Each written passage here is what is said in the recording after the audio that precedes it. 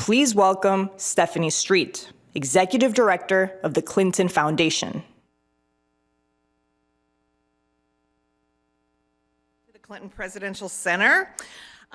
Really excited to get today started as we bring together students, advocates, artists, political and policy leaders from around the world to address what Secretary Clinton calls the unfinished business of the 21st century. There are so many people I'd like to thank for making this summit possible, and I won't have an opportunity to thank them all, but let me recognize a few folks. Of course, first, I have to start by recognizing Secretary Clinton and Dr. Chelsea Clinton for their unwavering commitment to lifting up the voices of women and girls from all walks of life. We're so grateful to them.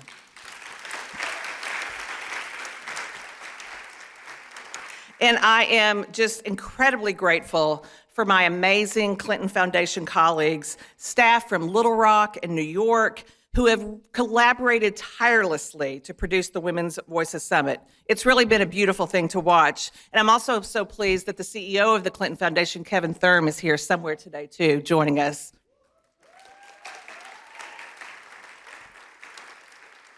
Additionally, there are a few individuals who have contributed their creativity and their intellect to curate today's critical conversations. Ambassador Capricia Penovic-Marshall, she's like working right now on her radio, Dr. Alita Black, and the amazing Lauren Hoffman. And again, there are so many other people to thank.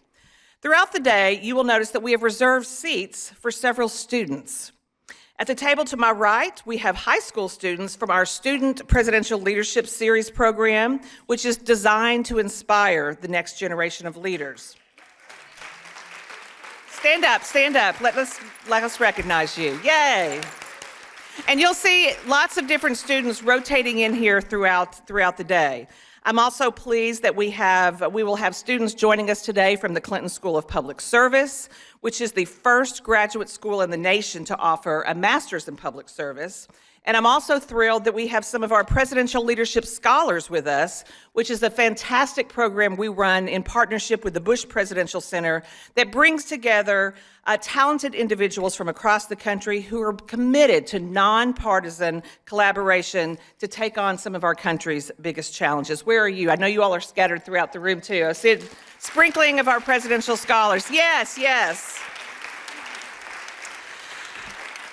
Programs and exhibits like Women's Voice reflect President Clinton's vision for his presidential center, a place where people study and interact with history and culture and in ways that inspire them to be informed, engaged, and committed citizens. And he wanted it to be welcoming, challenging, dynamic, and educational. And Women's Voices also echoes the Clinton Foundation's commitment to the full participation of women and girls around the world who continue to suffer from inequities, including lack of economic opportunity, barriers to education, inadequate health care, and so many others. But there is a but the good news is that empowering women and girls yields undeniable returns for everyone. Now, as the mother of 3 daughters, this is personal, and I'm going to take a personal privilege because I'm so excited that my 15-year-old daughter, Caroline, is here somewhere today with us. She's probably hiding under the table right now. But seriously, this is personal. My daughters and yours deserve a world with more opportunities, not less. And I'm so grateful to the amazing women in this room who have fought for decades to ensure that all women's voices are heard, all women's voices count, and that women's rights are human rights. Now, we are beyond fortunate to have the incredible PAOLA Ramos, who will serve as our program host for today's summit. PAOLA is an author, Emmy Award-winning journalist, and Latinx advocate. She is a host and correspondent for Vice News, as well as a contributor to MSNBC and Telemundo. In 2022, she was an Emmy nominee for Best Emerging Journalist. And PAOLA also served as Deputy Director of Hispanic Media for Hillary Clinton's 2016 presidential campaign. She is the author of Finding Latinx, In Search of the Voices Redefining Latino Identity. Thank you all who have joined us today from near and far, and to those you all here in person, and also for the many people that are tuning in to watch this day with us on the live stream. Paola, I'm now going to kick it off to you. All right, thank you. Thank you so much, Stephanie. Thank you. I'm going to give you a hug. Okay, I love hugs. Can you all hear me? Is this working? Yes? Great. I think first of all, I can speak on behalf of everyone to thank Stephanie, to thank the Clinton Foundation for putting on this incredible summit. We know that it takes a village, as someone in this room has reminded us time and time again. So just thank you one more time to Stephanie. Let's give her a round of applause.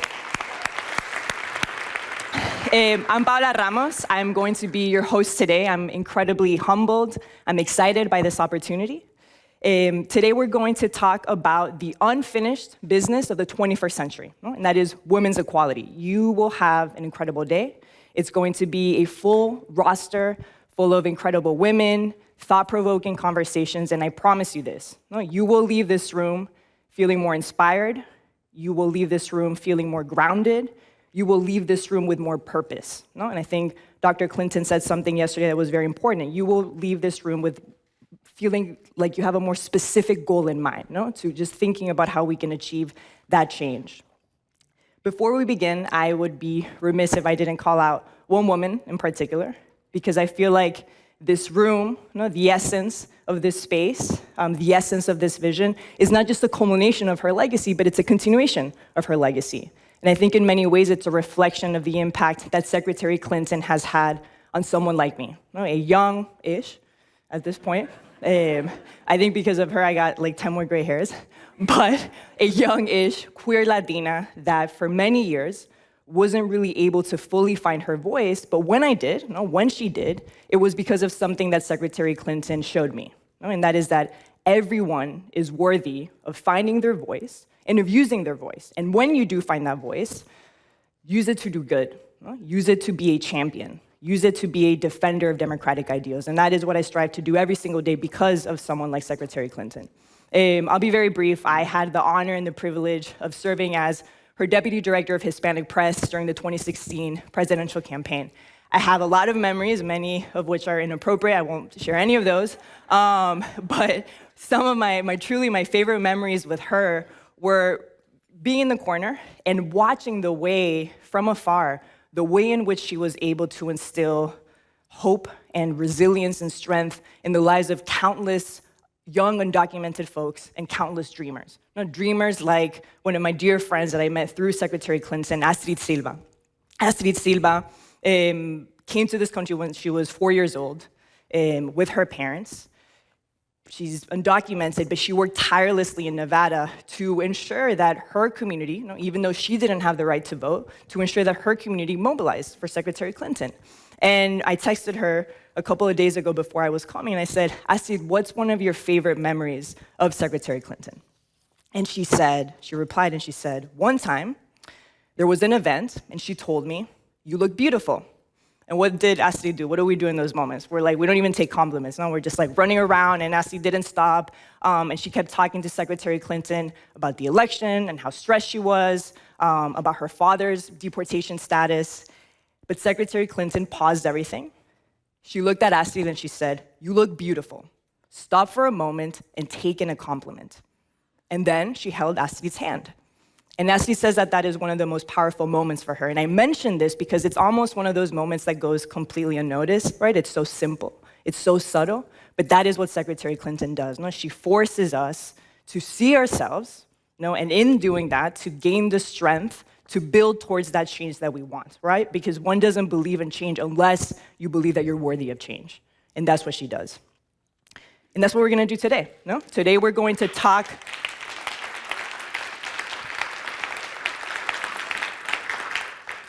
That's what we're going to do today. Talk about that. Talk about opening our eyes, seeing ourselves, believing that we're worthy of change, and understanding how we're going to get there. Understanding how people like Astrid Silva can reach their highest potential. We know that there's so much progress. We've made so much progress, but as I said, there's so much progress to be done, and that is something that Dr. Clinton and Secretary Clinton remind us. It is time to roll up our sleeves and get it done. So. We're gonna get started. One really quick thing.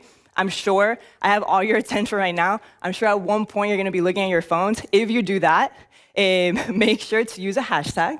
The hashtag is women's voices. I'm just, perhaps it's just like a millennial problem. Like we're on our phones all day. This is, anyways, I'm putting it out there. If you do look at your phones, go on Twitter, go on Instagram, go on TikTok if you're one of those folks, and use the hashtag women's voices, take photos. But I think more than anything, it's a way of making this conversation accessible to everyone. Okay, you guys ready? Okay. The first panel is appropriately titled, Setting the Stage, Lessons from History. Our moderator is Clinton School of Public Service Dean, Dr. Victoria DeFrancesco SOTO, and she's gonna be in conversation with our panelists, former Secretary of State, Hillary Rodham Clinton, and Vice Chair of the Clinton Foundation and best-selling author, of course, Dr. Chelsea Clinton. And both of them will be looking at the past in order to understand how we need to go forward. So please welcome them to the stage.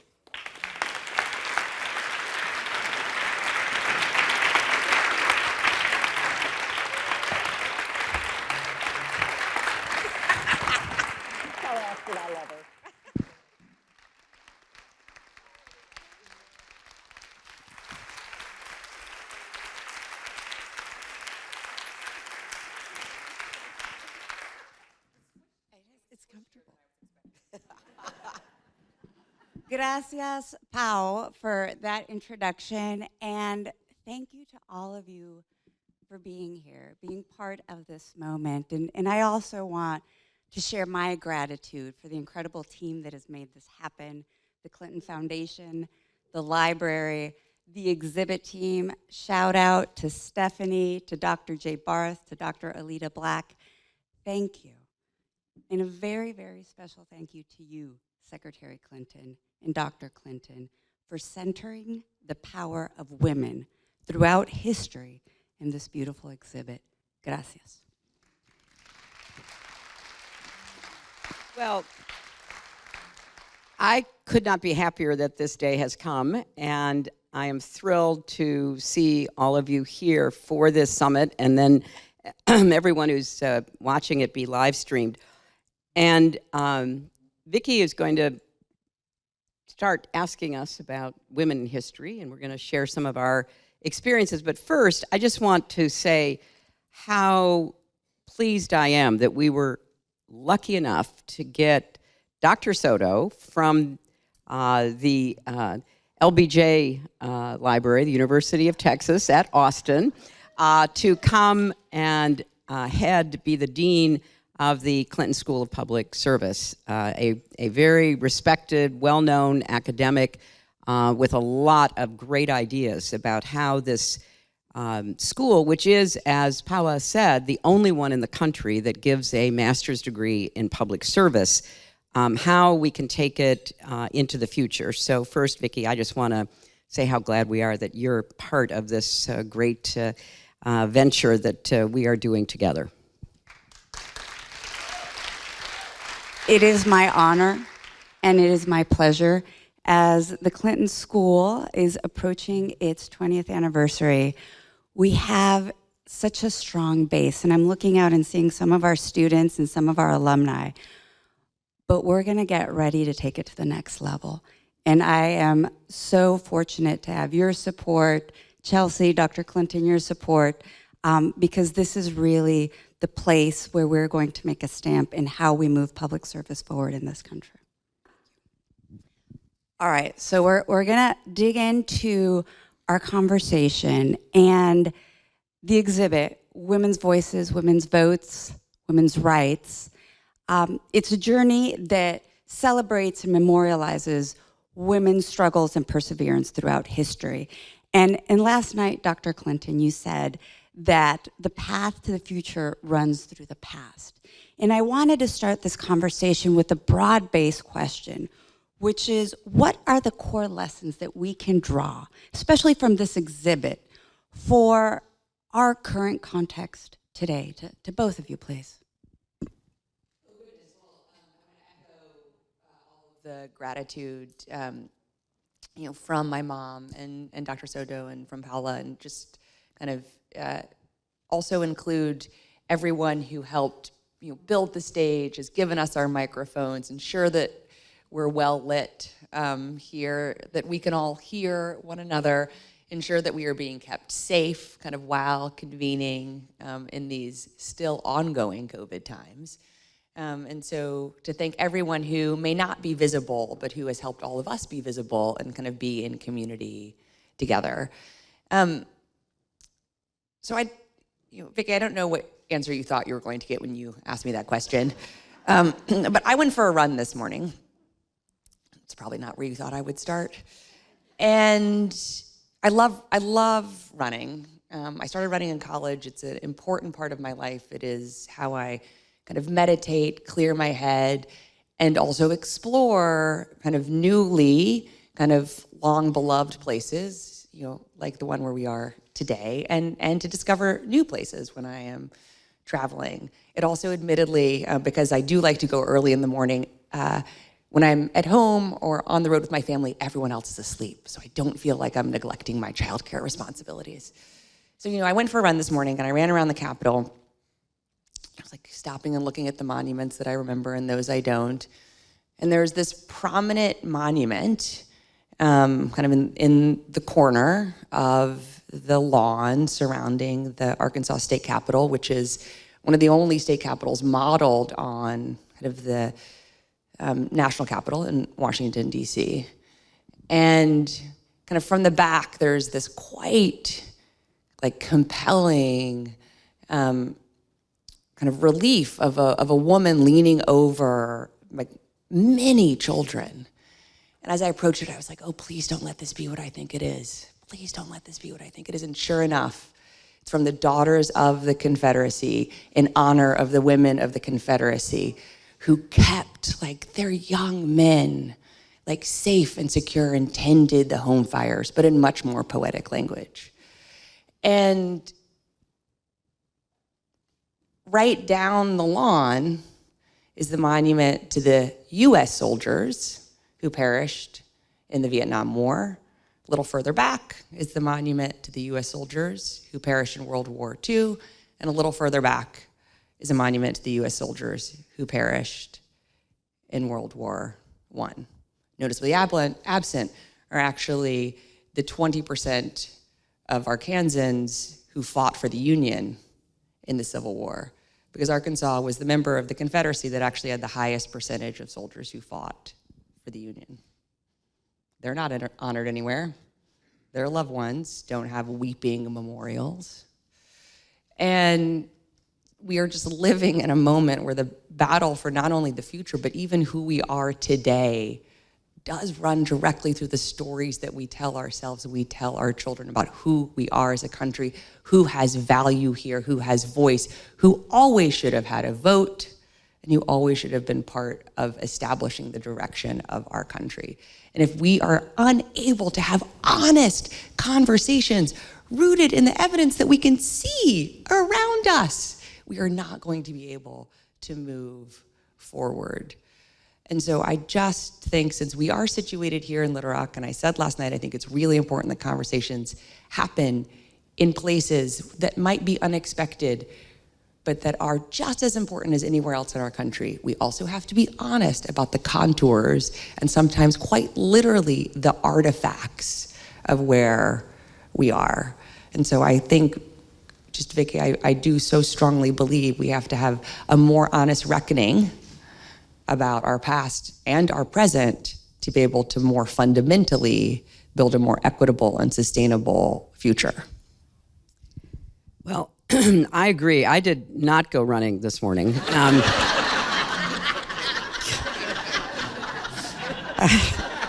know. I mean, You could have. I would have been happy to have you.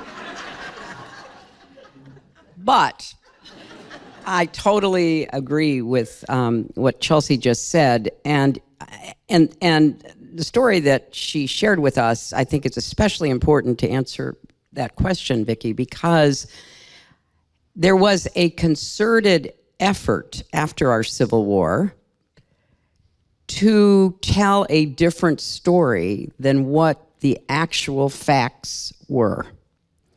And it was one of the most successful revisionist history efforts anywhere in the world.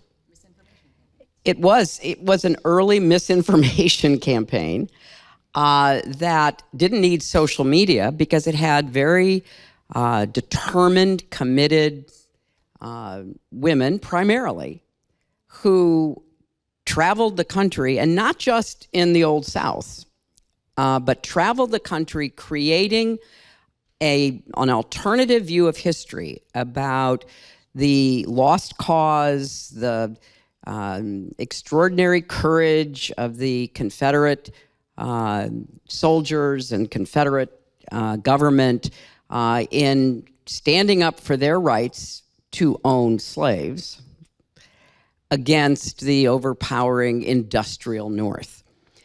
And it is important to bring that example to light because it cannot be that we accept alternative views of history without debate. I think in the past, having that Confederate statue, having that alternative history in a textbook didn't seem as threatening as it does now because of the way that we are once again debating what goes into history books and what version of history will be told.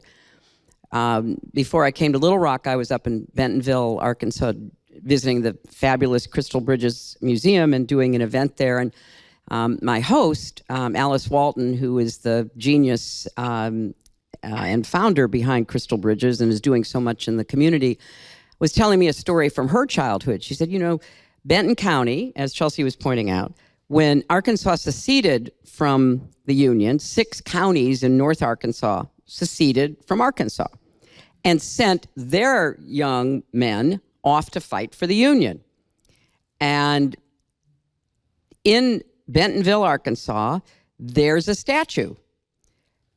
And the statue, Alice said, when she was growing up, they always thought it was the man who was the governor of Arkansas who came from Benton County. Well, it turned out it was a Confederate statue put up by the Daughters of the Confederacy. And when people in modern Bentonville and Benton County said, we didn't know that and we don't want that there, the Daughters of the Confederacy, which still exists, said, well, we bought that land to put that statue up and it's going to stay. And so people in the community had to raise the money to buy out the statue. Now, these seem like little things, but think of the aggregate of how history has been presented in a very conscious way at odds with the facts and evidence, which has impacted how people think about our country, about our role in the world. And so part of what we are doing, because as we said, this is the first of what we hope will be a lot of emphasis on history and telling history, is to start with women's history. Because I don't know about you, but I did not learn very much women's history when I was in school. I think it was better for Chelsea, probably better for you, Vicki, but not by much. And, you know, when Chelsea and I wrote the book of Gutsy Women, that was one of our conversations. I mean, I think I learned about Joan of Arc, Queen Elizabeth I, and maybe that's it. I don't remember much more than that. And so part of what we are trying to do is to tell the story that is the real story of including, the women in our history and literally from around the world who need to be recognized and integrated into the stories we tell ourselves, because that determines what kind of future we create. And from the educational piece, it's not just the memorializing and the celebrating, which we need to do to our women and to our women heroes, but also this is how we fight disinformation. You have to take a stand. You have to put a stake in the ground of what we do and what we continue to do. And I want to drill down on the votes piece of it. So less than a month ago, many folks thought that we were approaching a red wave, right? The red wave was coming. It didn't. And young women young folks across the country actually held that wave back. We've seen the data. Young folks turned out in unprecedented numbers. So I want to put this in the historical arc again in terms of how this most recent election, the 2022 midterm, forms part of the larger landscape of women fighting for equality throughout our history. Well, it was a very welcome development to see the outcomes, not just in the midterm elections respecting candidates, but also the number of states that had some kind of referendum vote on the availability and access to abortion. And what we've seen is that not just young people, but predominantly young people are now registering in greater numbers and showing up in greater numbers because they now, I think, more than at any time in recent past, have seen the impact that elections and decisions made by your government, including the Supreme Court, can literally have on your life. And, you know, as somebody who has given 1 million campaign speeches over a long time, not just on behalf of myself, but on behalf of so many others, it's always been difficult to connect what's happening right now with what could happen in the future.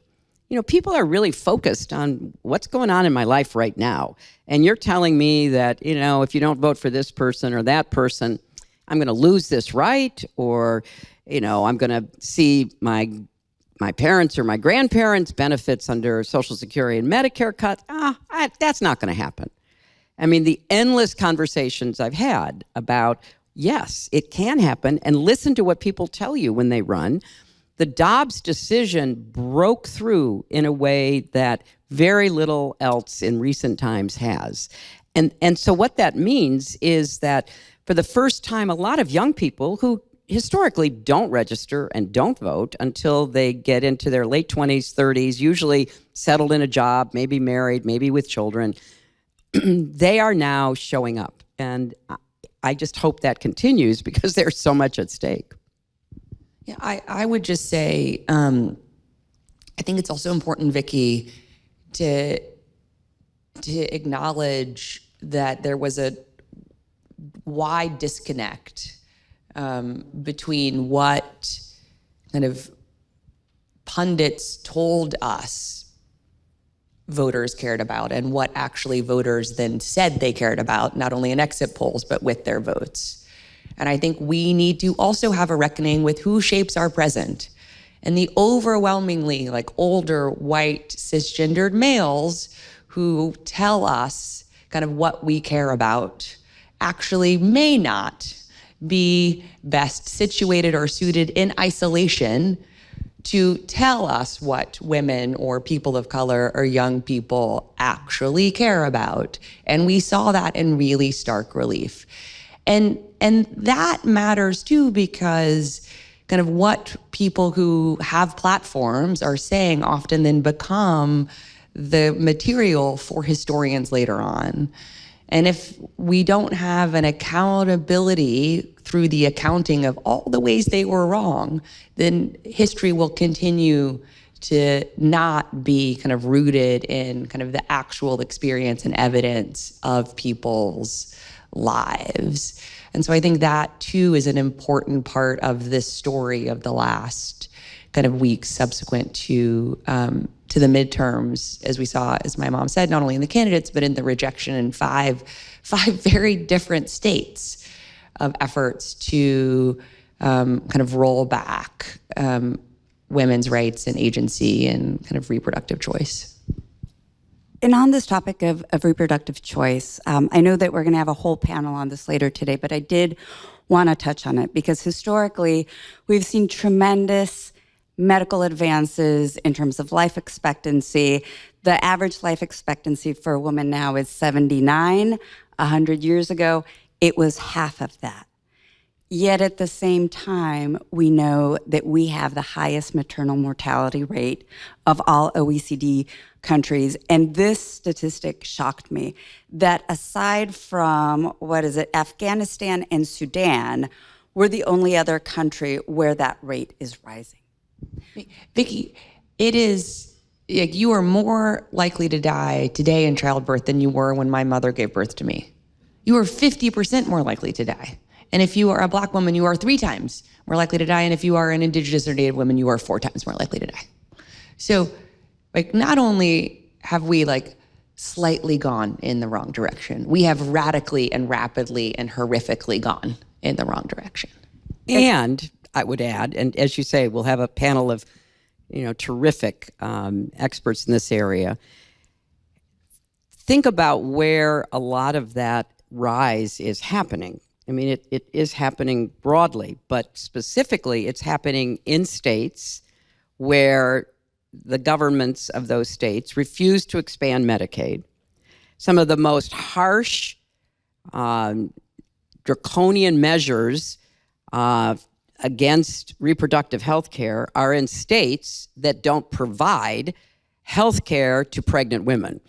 You can't make this up. I mean, it is outrageous. And I haven't looked at the recent statistics, but you'll talk about this in the panel, I guess. But, it used to be that Texas had the worst maternal mortality rate because they did not expand Medicaid and they did not have adequate clinics or hospitals or physicians and nurse midwives and others who were equitably spread across that very large state. So this is a problem, and your statistics are heartbreaking because, as Chelsea said, it's not always related to income. It's predominantly related, but not always, because one of the stories seared into my mind is how often Black women, even women of education and affluence like Serena Williams, come close to dying when she gives birth because people are not paying attention to her and what's happening to her. So this is an indictment of our healthcare system, and it's an indictment of our failure to provide equitable access. But it's mostly, as Vicki said, so shocking to think that in any way we're related to poor Afghanistan and Sudan. But as an advanced economy, as we allegedly are, on this measure, we unfortunately are rightly put with them. We're going back in time instead of forward. I wanted to turn to the threats to our democracy. The threats to our democracy that we have seen where 2 years ago it would have been unimaginable. And Secretary Clinton, I know that you have been discussing a lot, and last night, the battle between autocracy and democracy. And how are women poised to sustain democracy and further defend democracy here in this country? And then I want to take a moment to think about women in a global context and how those who are not in democratic contexts can fight to attain that democratic state. Well, I think women have more at stake in the loss of democracy than most of us have ever recognized until recently. I think a lot of us assumed that, forward progress, expansion of rights, there'd be problems and challenges, and it wouldn't be all it should be, but we would keep, moving forward. And that would, in turn, provide greater opportunity for women writ large, but particularly minorities and others who had been marginalized. So this very concerted attack on women's autonomy and agency, opportunities and rights is tied up with the attack on democracy. And it's, again, a little difficult to talk abstractly about that, which is why it's important to be very specific, which is, again, what the Dobbs decision helped people understand. So, Vicki, when I look at the midterm elections, I see it as a small step toward, really standing up and pushing back on those who want to undermine our voting system, undermine our trust in each other, which is at the base of a democracy.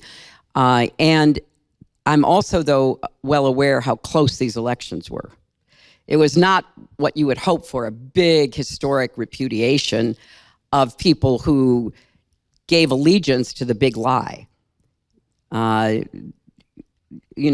big lie candidate for governor in Arizona, nearly won. So we can't say, oh, gee, the midterms were great. They were a big relief, but they were not enough. And therefore, the organizing and the slow but steady pressure to convince people that they really have a lot at stake in what's going to happen going forward continues. And just a quick word on the international front. We're going to hear later more about what's happening in Iran, about the Ayatollahs basically making it clear that the oppression of women is a key to their maintenance of power.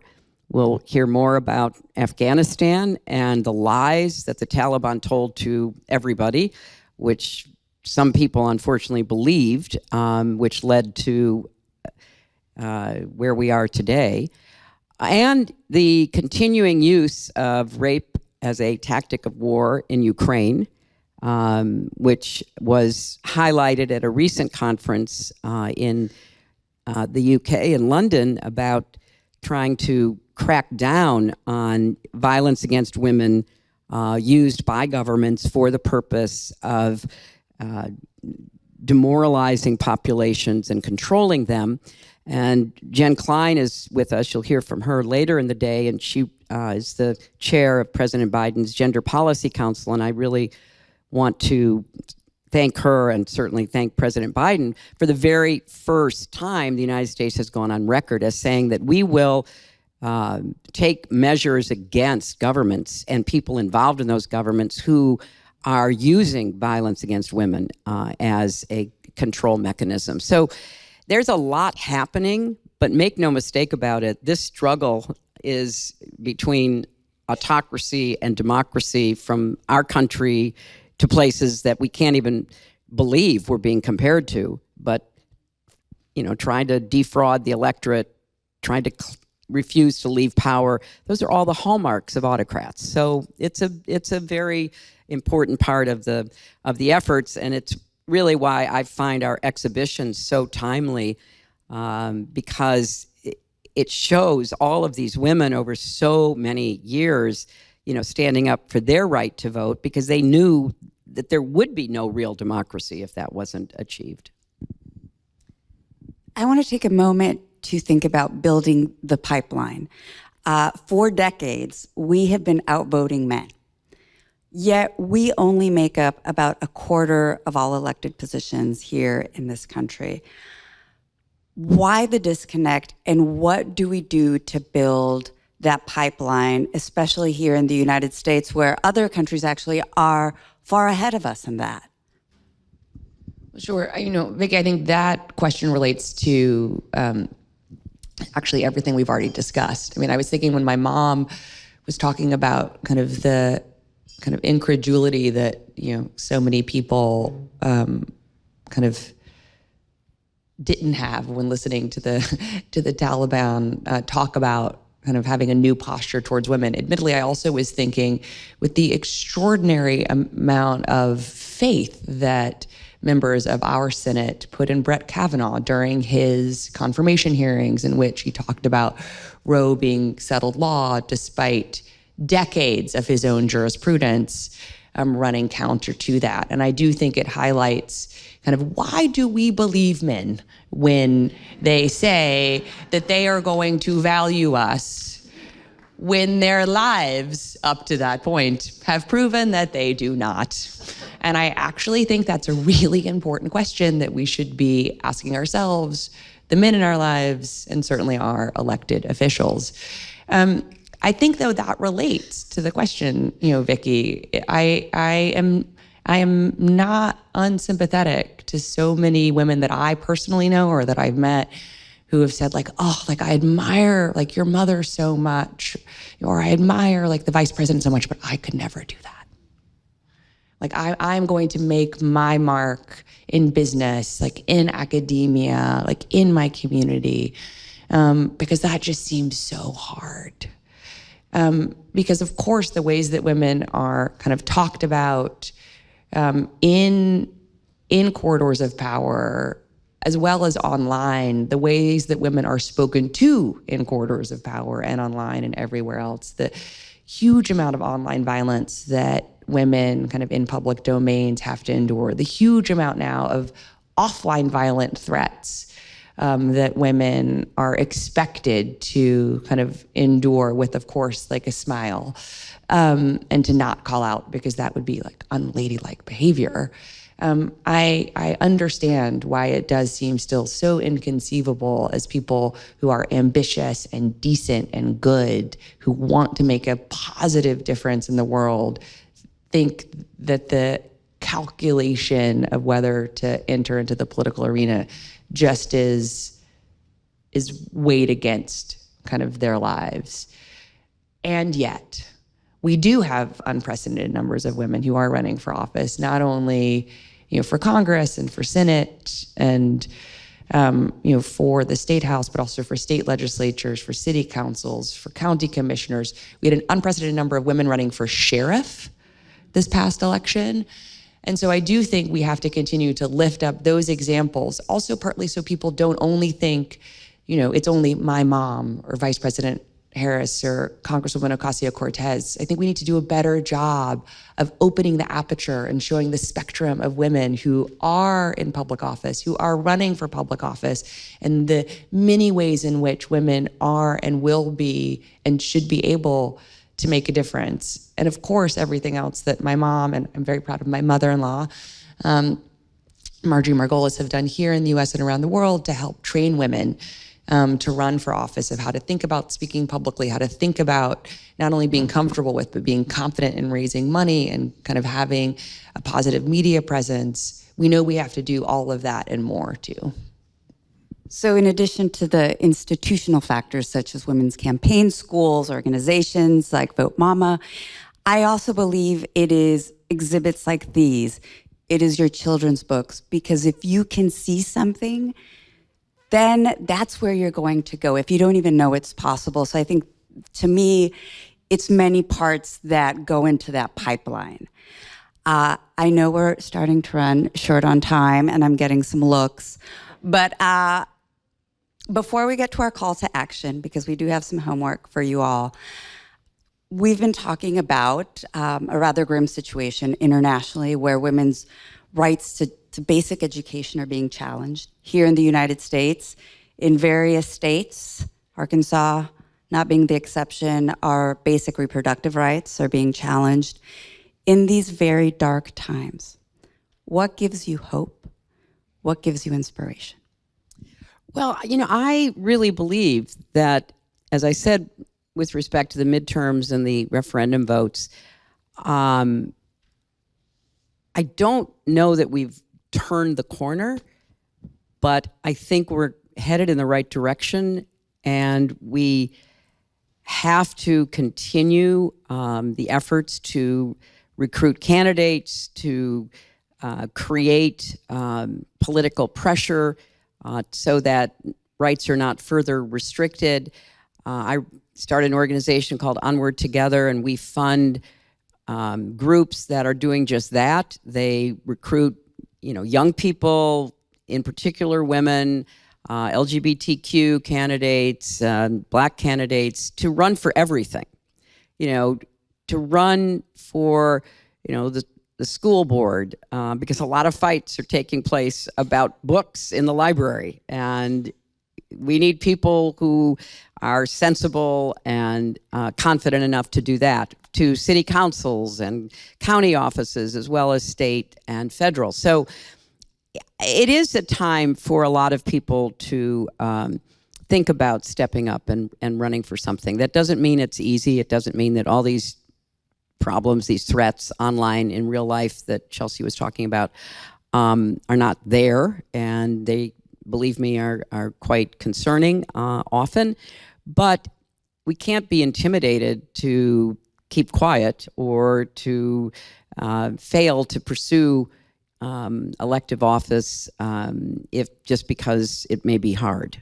So look, I think we are at a potential turning point, but it's going to require a lot of effort, and people can't get weary in doing this work because truly the future of these young students and, you know, my grandchildren are at stake. So I'm actually not feeling like it's dark. I feel like, you know, we just got to keep getting back up and being willing to get into the arena and fight. And, you know, in times like these, I think often of what my great friend and predecessor, Madeleine Albright, who actually wrote a book about fascism, as some of you know, having been, you know, living in Czechoslovakia when the Nazis came and having to flee with her family, going back, and then the Soviet communists forced them out again. So she knew of what she spoke. And so she would lecture on these things toward, you know, the last couple of years of her life. And at the end of it, somebody would always say, well, you know, listening to all of that and all of the concerns you have, are you an optimist or a pessimist? And she would always say, I'm an optimist who worries a lot. And I think that's a pretty good description for most of us these days. You know, Vicki, I'll be brief, but want to, again, sort of root us in specifics and here kind of in Arkansas. You know, my mother said, you know, she's optimistic, and yet she knows that optimism has to be matched by concerted effort. We are in this place in which women have fewer rights because there was a lot of concerted effort by the forces of darkness to take us backward. I went to public school here in Little Rock, not that far from where we're sitting, first at Park Ridge Elementary for first grade, then I went to Booker, and then I went to Horseman, at the time was a junior high school, now is a middle school. When I was in 7th grade at Horseman, I had what was called sex ed. And it was pretty straightforward, and it was anatomically accurate. Body parts were called by their actual names. We were taught how to protect ourselves from sexually transmitted diseases, how to avoid an unwanted pregnancy, and what to do if you got pregnant and you did not want to carry a child. That wasn't that long ago. I'm old, but I'm not that old. Right? That was in the early 90s. If they took us here, we can take us back. Or if they took us back, we can take us forward. Whatever the right directional set of metaphors are. So, and in Arkansas, in the early 1990s, a majority of people supported abortion rights for women. This is not that long ago. So the forces of darkness had a generational plan to try to silence women. We need a generational plan to ensure that we are never silenced again. And the second thing I just want to say, since I hadn't planned on taking all of you metaphorically with me on my run, although any of you would have been welcome to come on my actual run this morning, is that I am incredibly proud that, you know, in the U.S. Capitol, which for many years the two statues representing the state of Arkansas were two white segregationists that supported the Confederacy, you know, now are Daisy Bates and Johnny Cash. Because statues and stories matter. If they didn't, the forces of darkness wouldn't fight so hard to try to protect them. And so we do just have to keep pushing for the artifacts of the past that help accurately tell us who we were and help propel us forward to where we want to be. So thank you, Vicki. Thanks, Vicki. All right, one last quick lightning round, our call to action.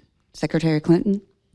Please stay involved in supporting candidates, running yourself if you are so inclined, encouraging and urging everybody you know to register to vote and actually turn out and vote. I mean, every time I say that, people think, oh, God, but yeah, that's so obvious. What else can we do? Well, let's start there and make sure that we show up. And I would just say amen to all of that and to vote in every election. When I was at Stanford, I registered to vote in California, and I showed up to vote in every election, including the local school board election, because I was a constituent there while I was there. So please show up and vote kind of wherever you're living in every election. I also would say we've talked a lot about our daughters. I have a daughter. I think she's the best. I also have 2 sons. The stories that we tell our sons matter too. The way that we talk about women, the way we write women into history, the artifacts, the monuments that we share with our sons matter just as much as what we share with our daughters.